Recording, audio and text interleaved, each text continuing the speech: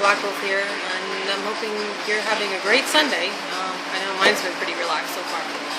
I just wanted to do a video, a topic about coming out of the broom closet and what makes one a witch, or how do you know when you're a witch. So with that, I'll just start off with how I came out. I told my mom, actually, and she cried. I told her that what I was feeling inside.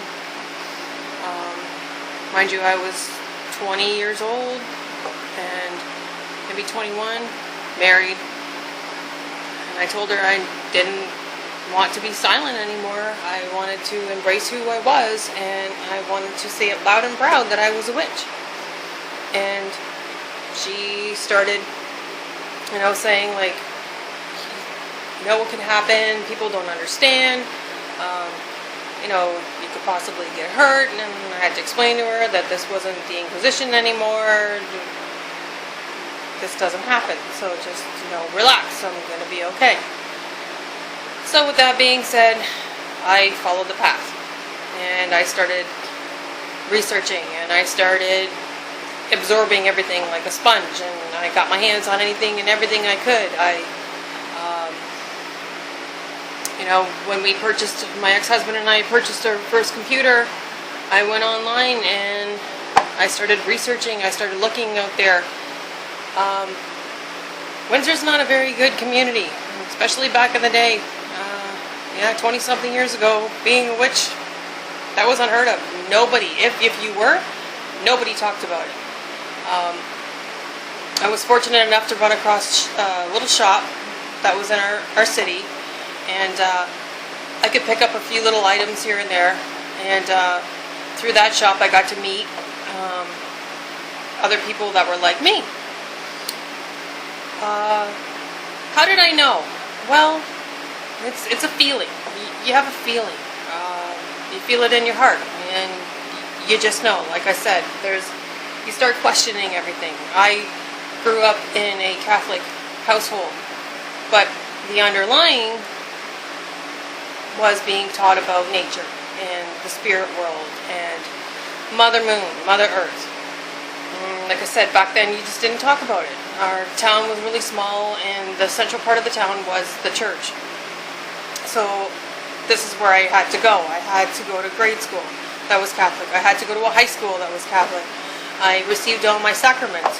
And up until my last sacrament, which was when I was 13, maybe 14, that's when everything started coming to a head. Nothing I was taught felt right. Deep down inside, I knew it was wrong. I didn't believe it. I didn't want to go to church. I didn't want to sit in that building because I didn't want to hear it. Whatever the priest had to say didn't resonate with me. I started collecting books on mythology and researching the different deities, the different pantheons.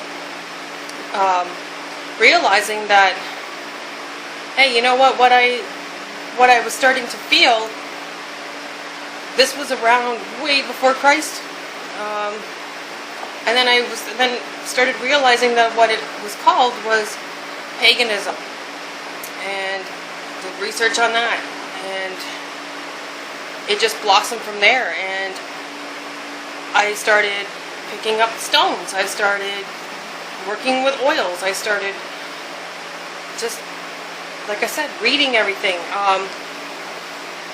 As the years went by, more and more people were starting to come out. It was getting to be more accepting. I started my own little group back when my son was little. Mind you, we lived in the heart of suburbia, and that was kind of odd. People were coming to me, wanting to learn, wanting to know, wanting to feel a kindred spirit. So I went with that, and I walked that path for a little while. Then a couple years later, I decided that I was going to become a solitary, because It was the butting of heads, and it was the, the egos and the witch wars, and that'll be another topic. But I always knew what I was inside. I always knew that there was something about me. There was something that I couldn't deny. There was something I couldn't turn my back on, that this was who I was meant to be. And I continued to walk with my head high and be proud of who I am. I continued to commune with my God and my goddess. I continued to worship. I continued to just be respectful of what was around me. So when I get asked by especially newcomers walking the path, how do you know?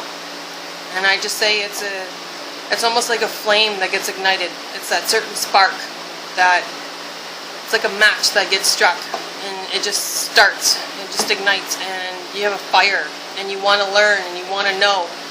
And I don't consider myself a teacher. I'm a firm advocate in order to learn, you have to do. I am a firm believer in the hands-on technique. You don't know what energy feels like until you actually do something and feel that energy. No book can tell you how to feel it. As far as tools go, there's people that ask me, well, what happens if I can't afford certain tools? And I say, well, do you think the ancient pagans back 1400s, 1300s, whatever, do you think that they had access to what we have now? They used whatever was in nature. They used whatever the gods gave them. Your greatest tool is your mind. It's your imagination. Big thing is to learn how to use your imagination, because that's your energy force. That's what you vision. You vision something, it becomes real. Your thoughts become real. My biggest advice again would be just find out who you are. Does this feel right? If you have to question it, or if you feel shame because of the way that you were brought up, then maybe you're not ready. You need to be okay with it. And it doesn't matter what anybody else says. We walk this path. We are proud to walk this path. There was so many men and women who were murdered brutally by the hands of non-believers, by the hands of oppressors.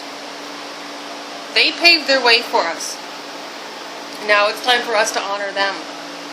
We hold our head up high, like I said. We show that this is where we're supposed to be and who we are meant to be. Someone calls you a witch, you wear that honor with pride. You take it.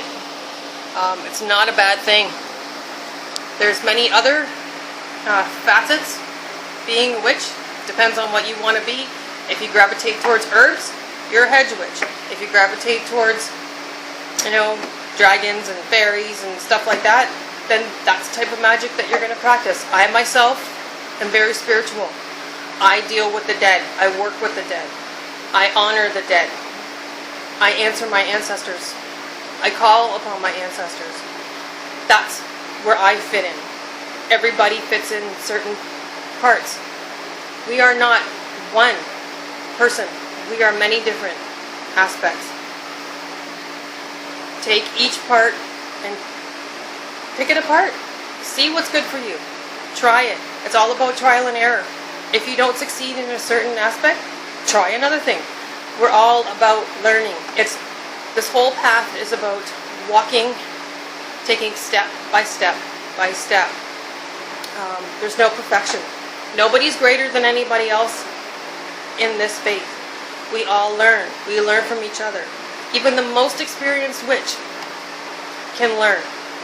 I will take from somebody that's younger than me, and you know what? Maybe they have something that I didn't see.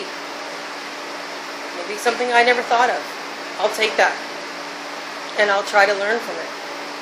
So with that being said, keep an open mind, keep an open heart. Once you hear the call of the gods, you'll know it. If you hear that drum, you'll know it. Go with it. Many blessings, and I wish you the best of luck. And if you have any questions, please feel free to contact me in the comment section below. And if I can't answer it, by all means, I will push you towards somebody who can. Okay. Have a nice night. God is blessed. Blessed be.